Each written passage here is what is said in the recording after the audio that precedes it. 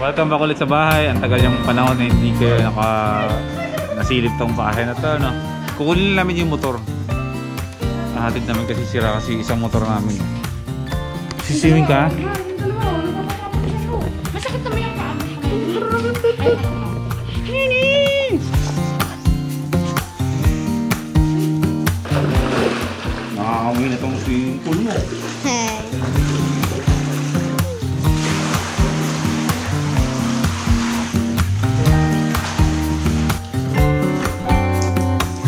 Okay, dito ako sa kaliwa mo, ha.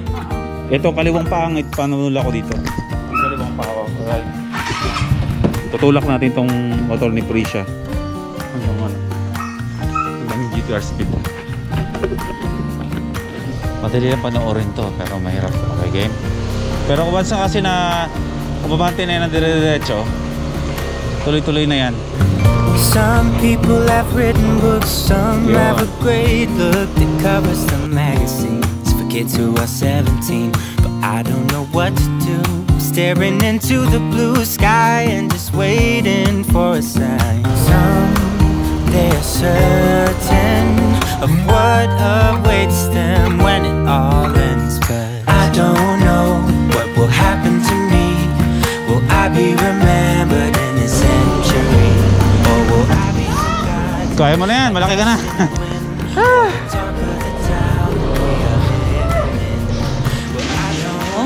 Bawal ang bukas. Doc, ay Doc, stop lang. Tawag dito. Itong motor kasi, ipapakondisyon namin. Kung nakita nyo, stock na siya ulit. Binibenta na kasi namin itong motor ni Krisha. All stock siya, never pang binaba yung makina nito. Wala pa mga major na nasira to. At for 6 years ay ang tinakbo lang ito. Ito, first timers is 25,000 lang. 25,000 kilometers. So hindi siya ganun kagamit. Kaya namin dinala dito sa GTR Speedtech is para ibalik yung mga stock niya. As all stock na siya ulit. At binibenta namin to kasi nagbabalak na kami. Baka mag-NMAX or Aerox ulit kami na bago na 2021. Depende kung anong tipuhan niya. Basta ako okay na, okay madawna. Ito is for sale na to. Magkano binibenta naman? Binibenta to ng 35,000 all stock, 6 years, hindi siya nagkaroon ng major accident, 25 kilometers, 25,000 kilometers na ang tinakbo nito. So, kumbaga, ang nangyari dito is Laguna, Cavite lang palagi. Parang siguro mga 60 kilometers lang palagi ang sagad na tinatakbo ng layo nito. So, ayun, sa mga interesado, mag-PM na lang kayo sa Boy First Time page or sa First Time Moto. Pero ngayon, iiwan muna namin ito dito sa GTR Speedtech para mas maging, alam nyo na, maging kondisyon itong Suzuki SkyDrive namin.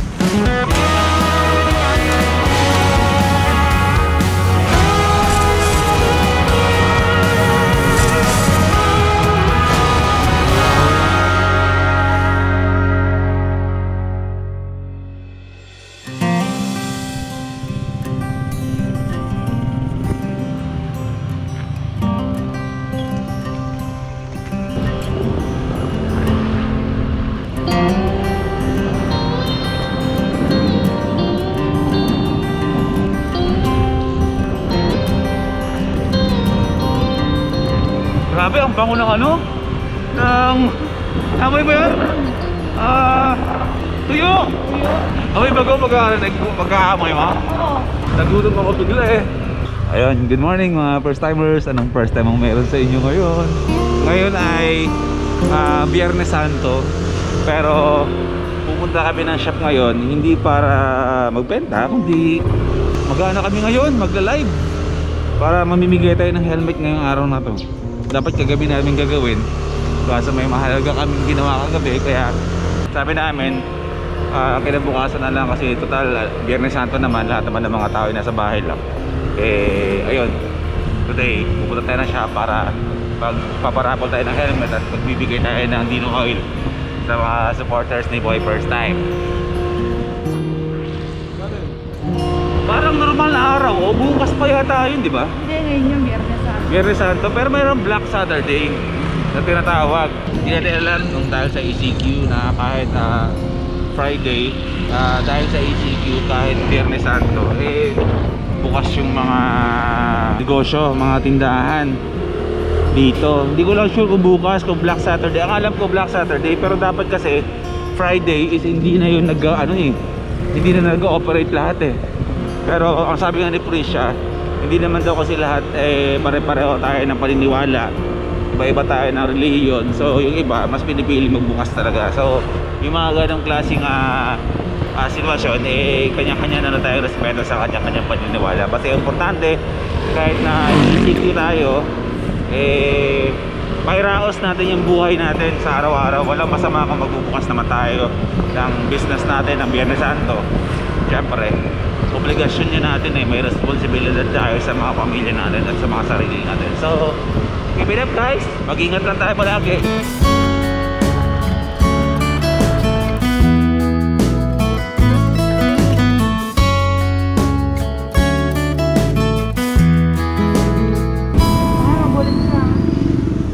Mag-wawalis ako.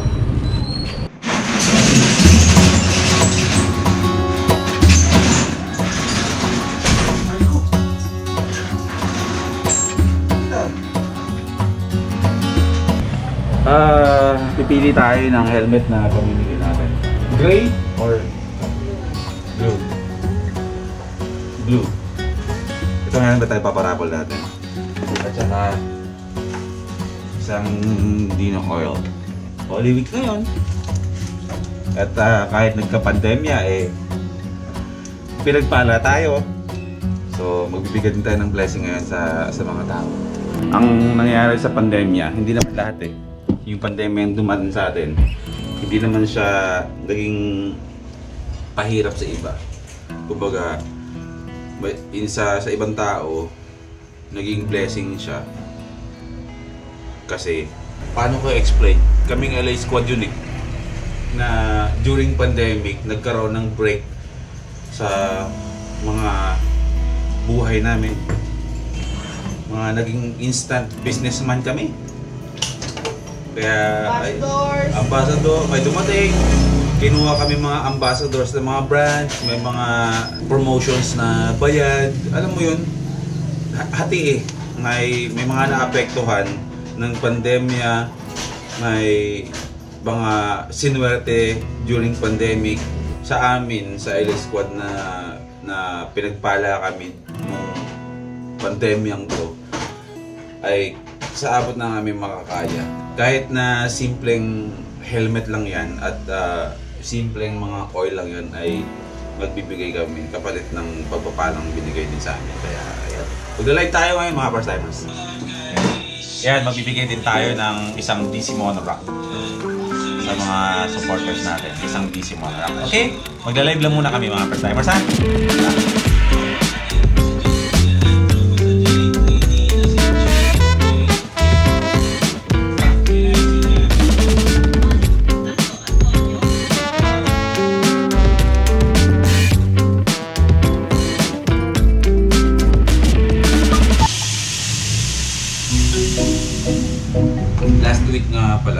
Nung pauwi ako ng DRT, may kwento ko lang kasi medyo masaya yung araw na yun na kinabahan ako.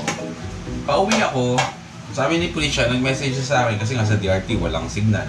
Magkakasignal ka lang kapag nakalabas ka na ng DRT.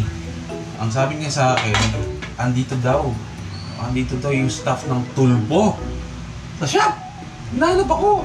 Hindi, syempre, kinabahan ako kung bakit may tulpong dadating sa akin. Diba? Bakit may sumusugod bigla ng mga team ng Tulpo dito sa shop. So, inisip ko, ano bang may kasalanan ba ako sa tao? May kasalanan ba akong ginawa? May mali ba ako para ipa-Tulpo? Masabi sa akin, aantayin daw ako dito sa shop hanggang sa dumating ako. Alam niyo naman pag narinig niyo yung Tulpo, di ba? Pag pinuntahan ka ng Tulpo, maaaring 80% meron kang kabulastugang ginawa. It's either ikaw ang magrereklamo dyan o ikaw ang irereklamo. So nag-isip talaga ako ng sobra kung kanino ba ako meron kasalanan. Buti na lang si Erwin Tulpo. Kung si Rafi Tulpo yun, sigurado kalaboso ako. Panoorin nyo na lang, may clear naman to, panoorin nyo na lang muna. Hindi mo kailangan maging artista o kaya'y sikat na celebrity o isang magaling na IT. Ang mahalaga lamang ay alam mo ang ilalaman ng iyong vlog at kung ito ay magugustuhan ng manonood. Travel at exploration naman ang tema ng vlog ni Boy First Time o Maclean Amogwis sa totoong buhay. Naging outlet niya ang vlogging matapos makaranas ng depresyon. Napunta ako sa vlogging kasi depressed akong tao dati. Yung vlogging natuklasan ko as a tool na parang palibang sa isip ko. Dating video editor sa isang malaking TV network pero nagdesisyong iwan ang trabaho dahil sa mas malaking kita sa pagbablog. In 2 years time, hindi ko naman na-expect na pwede ko na palang ipalit to sa trabaho ko. Bukod sa kita sa vlogging, endorser rin siya ng ilang produkto. Nakapagpatayo na rin siya ng bahay at sariling negosyo. Katas to ng vlogging. Dati talagang pinapangarap ko lang eh. Di ba? Natulpo. Pero in fairness naman nakakatawa. Ayan, maraming salamat sa pag-feature niya sa akin. Nakakatawa lang kasi dati ako yung nag-edit ng mga ganyan sa TV station dati na as editor. Tapos ngayon, di ba? Paano? Ako noon ngayon yung buhay ko naman ngayon yung ine-edit na ng iba. Nakakatawa lang, nakaka-inspire na, nakaka-proud lang din sa sarili na wala na, tapi picture na rin pala. Kumbaga. Basta masaya, maraming salamat. Masaya no? Masaya. Underwater, way off the shoreline. I try to reach you, but you're drifting.